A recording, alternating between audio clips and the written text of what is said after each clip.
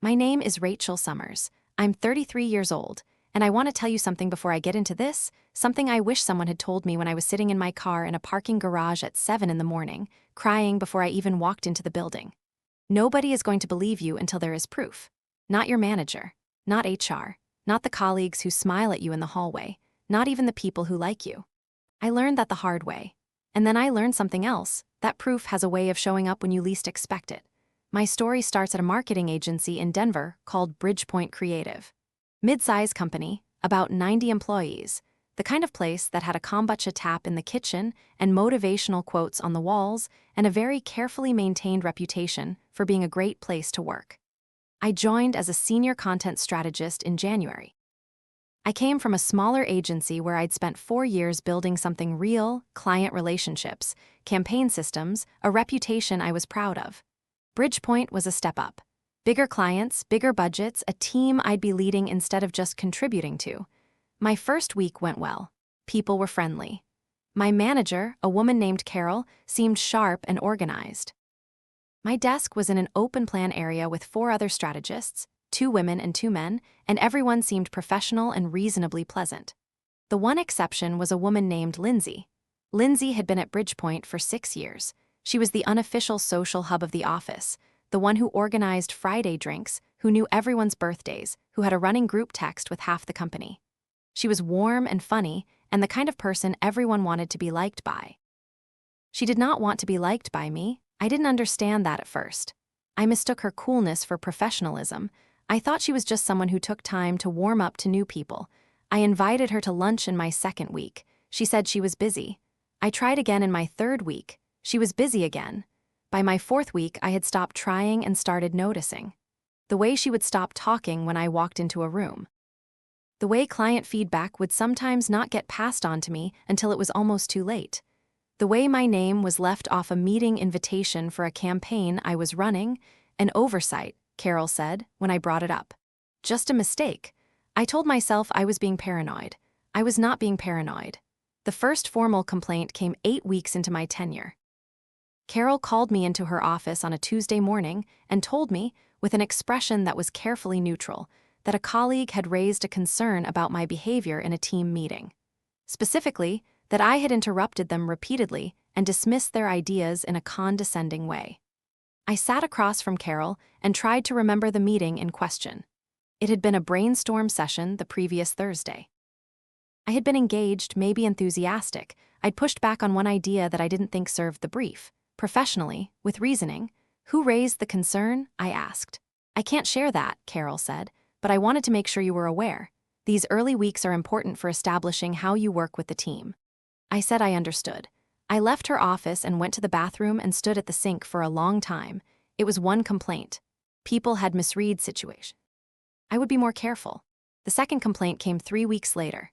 This one said I had taken credit for a junior team member's idea in a client presentation. I had presented a campaign concept that, according to the complaint, had originated with someone else on the team. I knew exactly which concept they meant. I had developed it myself over a weekend, alone, in my apartment, with my laptop and 3 cups of coffee and a brief I'd been turning over in my. I had the drafts saved with timestamps. I had the version history in Google Docs. I showed Carol the documentation. She looked at it carefully. That's helpful, she said. I'll note that. But I want to flag that perception matters as much as reality in a collaborative environment. Even if the work was yours, if colleagues feel their contributions aren't being recognized. The work was mine, I said. The timestamps prove it. I hear you, she said. Nothing changed. The 3rd complaint, the 4th, and the 5th came in rapid succession over the following 6 weeks. I was accused of being dismissive in a client call. I was accused of leaving a mess in the shared kitchen repeatedly. A kitchen I rarely used because I brought my lunch and ate at my desk. I was accused of making a comment about a colleague's work that was demeaning and unprofessional. I had not made any such comment. I could not prove a negative. Carol began meeting. She called them check-ins. They felt like surveillance.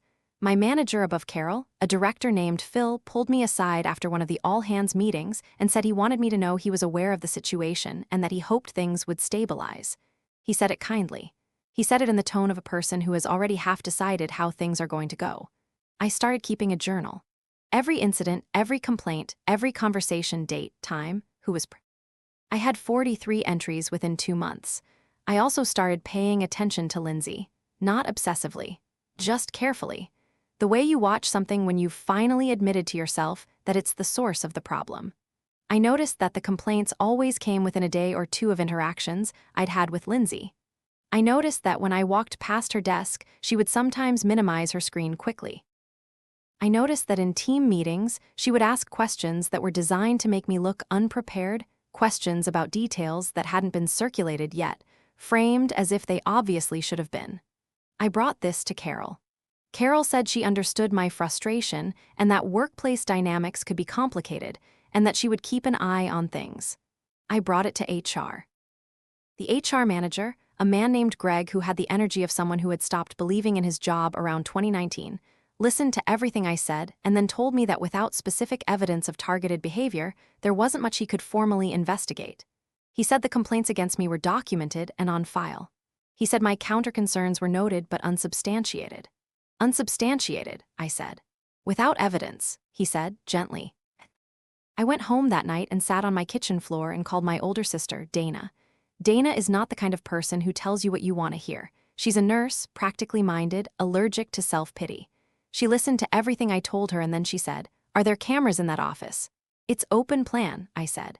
"There are cameras in the common areas, lobby, kitchen, conference rooms, but my area is just desks. What about the edges, near the ceiling?" I had walked past a small black dome near the entrance to our floor almost every day without ever really registering it. "There might be one near the door," I said. "Then find out who controls the footage," Dana said, "and find out how long they keep it." I had not thought about the camera. I thought about the camera all night. The following morning, I went in early. I stood near the entrance to our floor and looked up at the dome camera. It was positioned at an angle that covered most of the open plan area. Not perfectly, not every desk, but a significant portion of the space, including the kitchen entrance and the cluster of desks where my team sat. I went to the office manager, a quiet, efficient woman named Bev who had worked at Bridgepoint for 12 years and who I had always gotten along with. I told her I had a question about the building's security system. I told her I was trying to understand what footage was kept and for how long. Bev looked at me for a moment. "Is everything okay?" she asked. I told her briefly what had been happening. Not everything, just enough. The complaints, the pattern, the thing I was trying to understand. Bev was quiet for a moment. Then she said, "The building management company keeps footage for 90 days before it's overwritten. The dome on your floor is part of that system." 90 days. "The complaints started about 8 weeks ago," she said, carefully, like she was making sure I heard the math. I heard the math. I went back to my journal. I found the dates of 3 specific incidents where complaints had been filed against me, incidents where I had been in the open plan area, near enough to the camera's range that footage might capture what actually happened. Then I went to Greg in HR, and I told him I wanted to formally request a review of security footage from 3 specific dates and times in connection with the complaints that had been filed against me. I told him I believed the footage would contradict the accounts that had been given. Greg looked uncertain. He said he would need to involve building management and that it wasn't a simple process. I said I understood and I would like to proceed. It took 9 days. On the 10th day, Greg called me into his office. Carol was there. Phil was there. A woman I'd never met who turned out to be the head of HR for the parent company was also there, which told me something significant before anyone said a word. They had reviewed the footage from all 3 dates.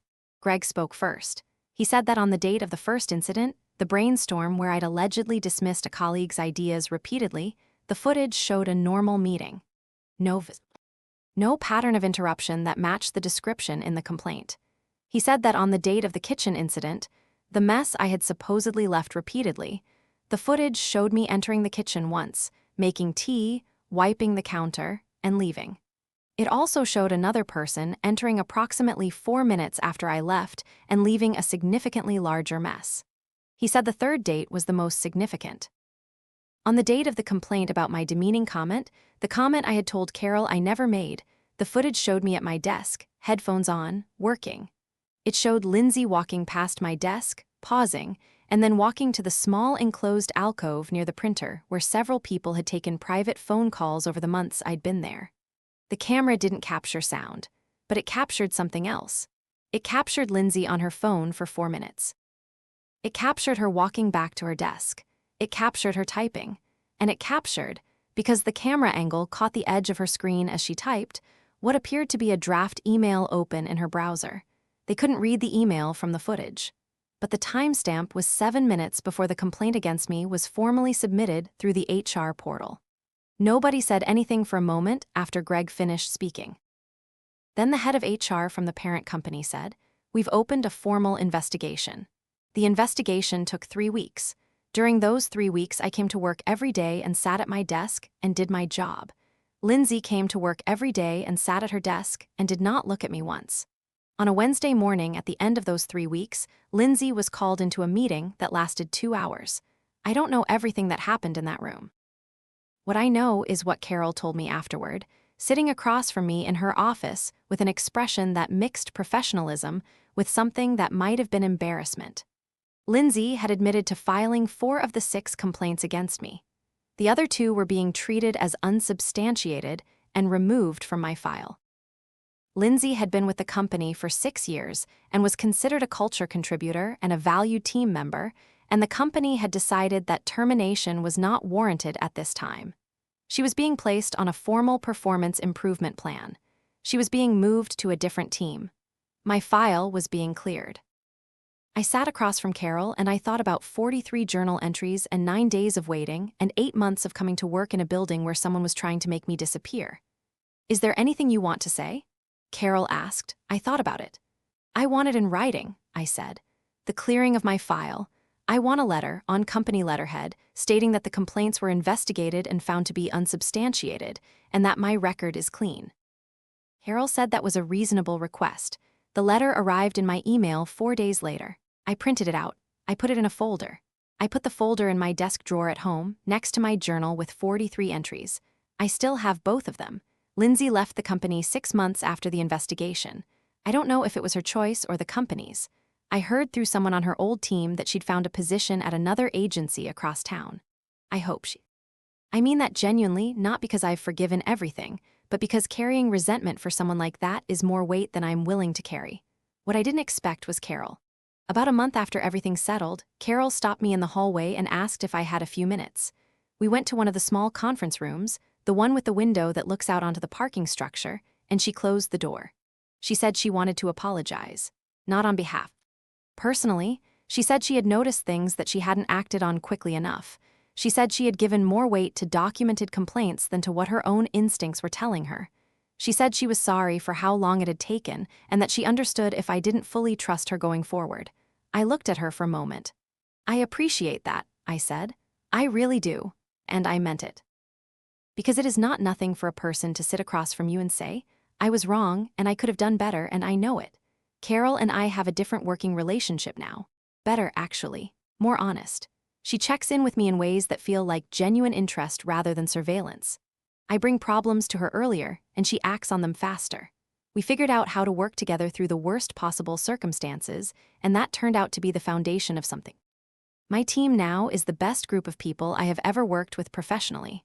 4 people who show up, do the work, disagree respectfully, and have never once made me feel like I had to watch my back.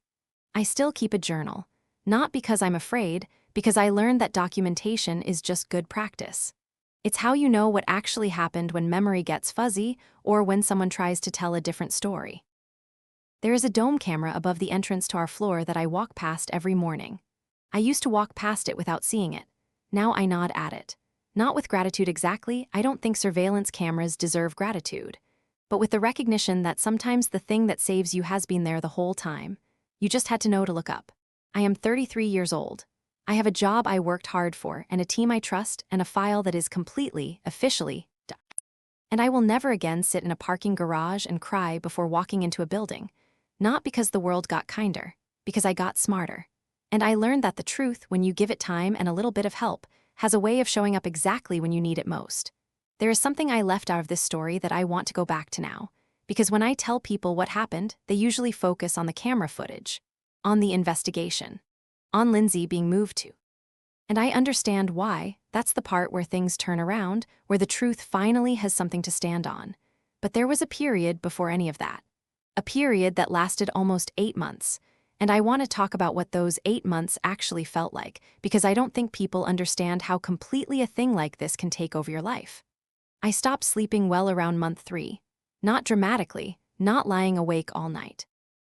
Just waking up at 4 in the morning with my mind already running through the previous day, replaying conversations, second-guessing things I'd said, rehearsing things I should have said differently. I would lie there for an hour or two and then give up and make coffee and sit at my kitchen table going over my journal entries like they were evidence in a case I was preparing, because that's what it felt like. Like I was preparing a case that nobody had agreed to hear. I started changing small things about how I moved through the office. I stopped going to the kitchen unless I had to. I started saving every email, every Slack message, every piece of written communication with a timestamp. I ate lunch at my desk more and more often, not because I preferred it, but because the break room felt like a space where things could happen that I couldn't control or document. My sister Dana noticed it when I visited her in March.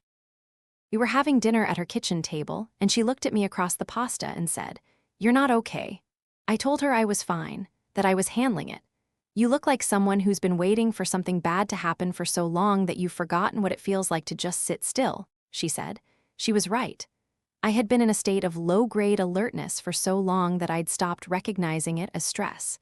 It had just become the background frequency of my life. The hum underneath everything.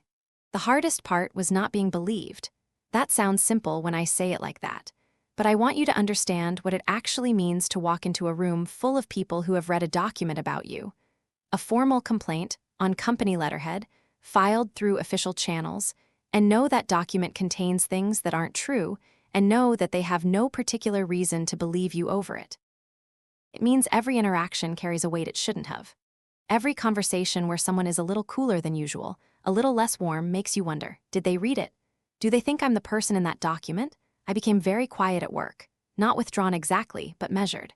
I chose my words more carefully than I ever had in my life. I stopped contributing in brainstorms the way I used to spontaneously, freely, throwing ideas into the room, and instead I thought before I spoke, and sometimes I didn't speak at all, because the calculation of what could be misrepresented felt too risky. I was disappearing. Slowly, carefully, complaint by complaint. That was the point. I think about a junior strategist on my team named Kira who joined Bridgepoint about 2 months into all of this. Kira was 24, sharp, clearly talented, still figuring out how to translate what she knew into confidence in a room. She reminded me of myself 5 years earlier. In a different version of that year, I would have taken Kira under my wing more actively. I would have mentored her the way I'd been mentored, pulled her into conversations, made space for her ideas in meetings. Instead, I was so consumed by my own survival that I could only manage the basics, professional, thorough, fair, but not fully present in the way I wanted to be. After everything resolved, Kira came to my desk one after.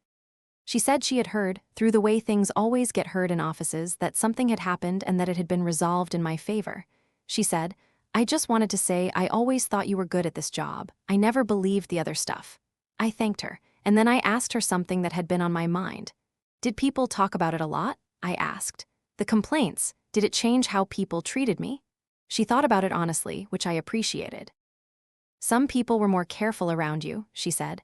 "Like they weren't sure what was true, but the people who actually worked with you closely, I don't think any of us believed it. It just didn't match what we saw." I sat with that for a moment. "Why didn't any of you say that to HR?" I asked, not accusingly. I genuinely wanted to understand. She looked a little uncomfortable. "I think we didn't know if it was our place," she said. "And honestly, we didn't know if it would help or just make things worse for you, or for us." That, I think, is the most important thing she said. Not because she was wrong, but because she was right, and because it explains something I've thought about a lot since then. Systems that allow this kind of thing to happen, complaint after complaint, no investigation, no pattern recognition, they work in part because good people stay quiet. Not out of cruelty, out of uncertainty. Out of not knowing if speaking up will help or just add to the noise. Out of not wanting to get involved in something that feels complicated and risky. I don't blame Kira. I don't blame any of my colleagues who saw things and said nothing. I understand exactly why they stayed quiet, but I think about it. And I think about what would have happened if even one person had walked into Greg's office in month 2 and said, "I've been watching and I don't think what's being reported matches what I'm seeing." Maybe nothing would have changed. Maybe Greg would have noted it and filed it and let it sit, but maybe it would have shortened 8 months to 4. I'll never know. What I do know is that I have handled things differently since then.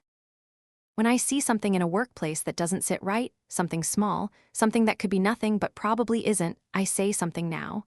Not dramatically, not accusatorially. Just, I noticed this, I wanted to mention it, I thought you should know, because I know what it means to be on the other side of that silence. There is one more thing. About 4 months after the investigation closed, I got a LinkedIn message from someone I didn't recognize. Her name was Angela. She had worked at Bridgepoint before I joined. She'd left about 6 months before I started. She said she'd heard through a mutual contact that I'd had some difficulties there and that things had been resolved, and she wanted to reach out. She said she had gone through something similar during her time at Bridgepoint. Similar complaints.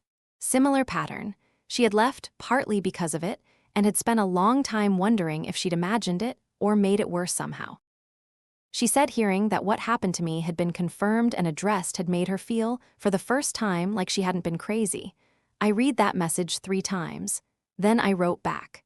I told her what had happened as much as I could share. I told her she hadn't imagined it. I told her I was sorry she'd gone through it too, and I was sorry she'd had to leave. We met for coffee 2 weeks later. She was warm and direct and had the particular energy of someone who has processed something difficult and come out the other side of it intact.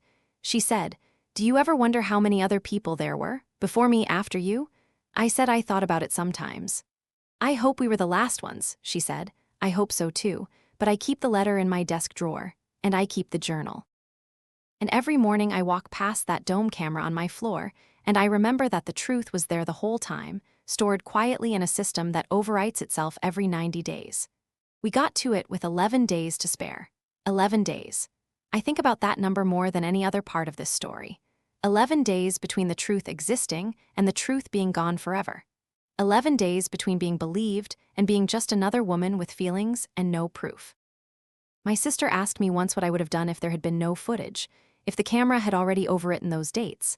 I told her I didn't know. She said, "Yes, you do. I thought about it. I would have kept the journal," I said. "I would have kept documenting. I would have found something else." "Right," she said, "because that's who you are. I am 33 years old.